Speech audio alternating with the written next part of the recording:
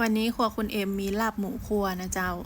ลาบหมูคั่ววันนี้จะทำแบบง่ายๆภายใน15นาทีก็ได้กินแล้วเจ้า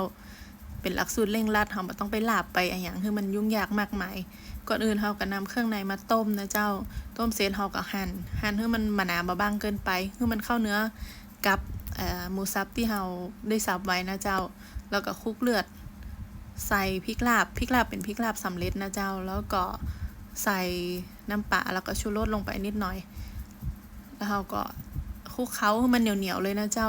ยิ่งเหนียวยิ่งลำเลยเจ้าจากนั้นเราก็ใส่ต้นหอมป้อมแล้วก็กระเทียมเจียวแล้วก็คลุกเคล้าให้มันรอบนึงนะเจ้าแล้วเราก็ทุบกระเทียมแล้วไปพัดให้มันหอมก่อนแล้วเราก็เอาลาบหมูที่เราได้ทำไว้ลงไปคั่วนะเจ้าคั่วเสร็จเราก็ใส่เคล็ดลับมันก็ใส่อันนี้แหมหน่อยใส่เหล้าจีนมันจะหอมขึ้นแหมนักขนาดเลยเจ้าวันนี้เราจะคลุกกับข้าวสวยฮ้อนๆเหมาะ